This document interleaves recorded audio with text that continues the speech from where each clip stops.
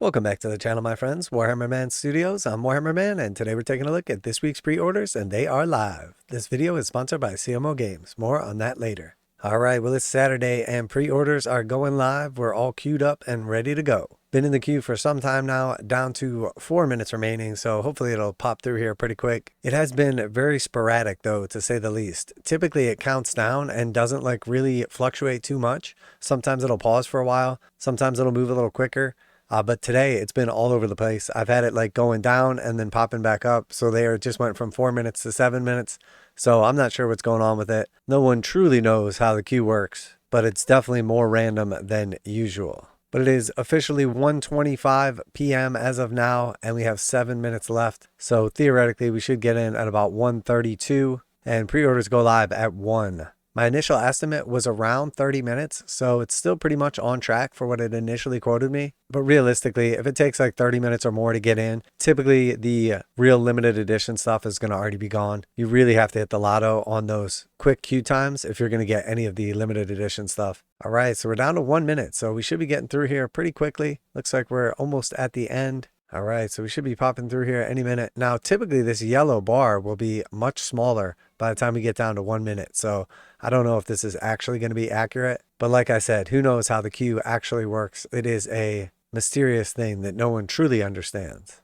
And I'm sure we'll get at least one time where it counts back up to like 4 or 5 minutes before we actually make it through. But realistically, being in the United States, typically what happens is there'll be like certain allotments for each of the various like regions. And for the super limited stuff, once it sells out in like the UK and Europe, there's pretty much nothing available for the United States. So it's almost always gone like immediately. Now with stuff that goes like allocations to the actual stores, that's a different scenario because they basically have like promised a certain amount of them to the actual retail locations. But as far as the web store goes, Games Workshop just wants to sell everything. Now they do have the highest profit margin in the United States, so it does make sense for them to sell as much as they can through their United States web store. But the fact of the matter is Games Workshop takes those guaranteed sales whenever they can. The margins for them to sell directly to the customer over selling through a store is substantially higher. It just so happens that the margin selling directly to a customer in the United States is by far the highest. Definitely found in my experience that the bar itself is much more accurate than the wait time. So when it tells you you're close to the end and there's still a bunch of yellow left, it's almost always lying. But when you run out of yellow, that chime is usually not far behind. All right, no more yellow left. So it does look like we're going to make it in at about 1:37 Eastern Standard Time. So a little longer than the actual like estimated wait time, but not off by too much. All right, so here we are. Let's go ahead and go to the shop, check out the new and exclusive. So lots of good stuff coming out this week.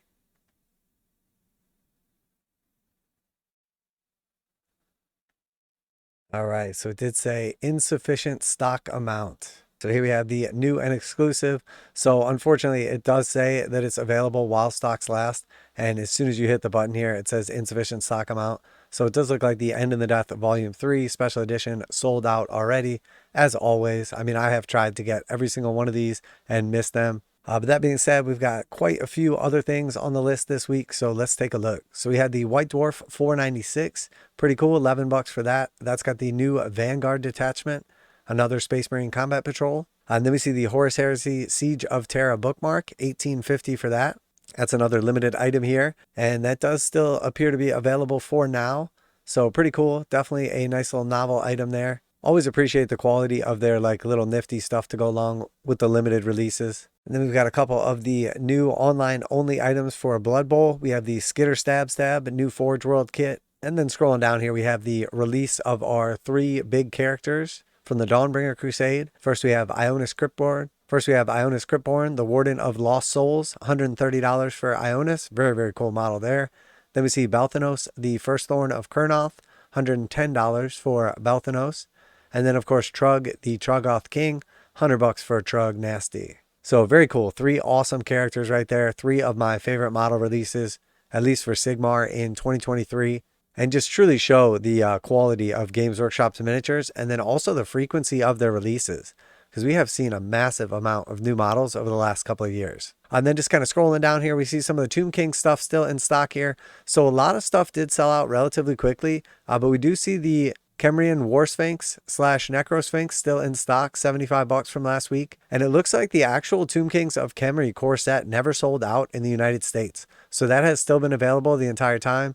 And it sounded like, from what I heard from retail stores, looks like they're going to be getting a hold of whatever they were promised. And then we got the Tomb Guard Pegasus Knights. We've got the Battle Standard Bearer on Pegasus as well. All still available for now. Then we've got Grashnak Blackhoof, another one of those Expert / forgeworld kits. $49 for Grashnak. Awesome Blood Bowl character there. And then we have the End in the Death Volume 3 in hardback.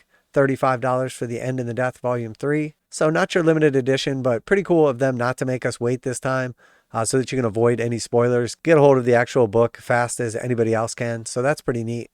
Good on them for that. Now a quick message from today's sponsor. CMO Games has been selling Games Workshop products online for over 20 years. They carry the full line of Games Workshop products, including Warhammer 40,000, Age of Sigmar, Necromunda, Blood Bowl, paint tools, and more. Almost all Games Workshop products are priced at 15% off MSRP. CMO Games takes pre-orders for most Games Workshop products released at their earliest date possible. 12:01 a.m. on Saturday, they go live. Most of these pre-order products are also priced at 15% off MSRP. CMO Games offer free shipping in the US 48 with an order of $50 or more. Their customer service is top-notch and they ship most orders within 24 hours. Visit CMOGames.com using the affiliate link in the description and let them know that you heard about CMO Games from Warhammer Man. Now, back to the video. See the Warhammer Old World card sleeves, just kind of scrolling down here. A lot of the stuff left over from last week's releases. Blightslayer in paperback, End Times Fall of Empires paperback, and then Lord of the Lance in hardback as well. Got all those new base releases, so quite a few bases there. It looks like they updated the pictures as well. We do see that the Ravening Horde, Kingdom of Bretonnia, and Tomb Kings of Kemri books all still in stock, so that's pretty cool. But then we get into a lot of the stuff that is out of stock. So Necropolis Knights gone. The Old World core set, the Kingdom of Bretonnia, sold out relatively quickly and is gone for now, but should be coming back into stock. And then we see the Lich Priest, Ushabti with Ritual Blades, and Ushabti with Great Bows all sold out, and they were sold out like pretty quickly last week. Cetra the Imperishable, Grail Knights, Grail Knight Command, Mounted Yeoman Command, Battle Pilgrims, Grail Reliquy, Sepulchral Stalkers, and then of course the Lords of the Lance Special Edition. That did sell out relatively quickly there. And then Lords of Magic Reference Card Pack, Common Magic Item Reference Card Pack, Tomb Kings Kemri Reference Card Pack, Kingdom of Bretonnia Reference Card Pack, and then the Map of the Old World as well. All still saying temporarily out of stock for now. So it does look like they're potentially going to be getting restocks on those, which is pretty cool. And then of course we have the Old World Forces of Fantasy. And again, that was gone pretty quickly. And then the Warhammer the Old World rulebook, again, gone very, very quickly last week. So we don't know any of the numbers yet on the actual Old World stuff and how much was produced. But overall, I would say it was a pretty good launch. Allocations were fairly limited from stores for what I understand. But it does look like there was a decent amount of hype behind it, decent amount of excitement. I'm not going to lie though, after seeing some of like the YouTube influencers unboxings and stuff like that, it really just cemented my opinion, my choice that I'm passing on the Old World stuff. The models just look even worse than I remember. Some of them hold up pretty good, but that is few and far between. And then we've got those limited edition orders right here. So a bunch of just limited made to order stuff that kind of came back last week. So you do still have the opportunity to pick some of that stuff up for a limited amount of time. And then some of the other books and stuff as well.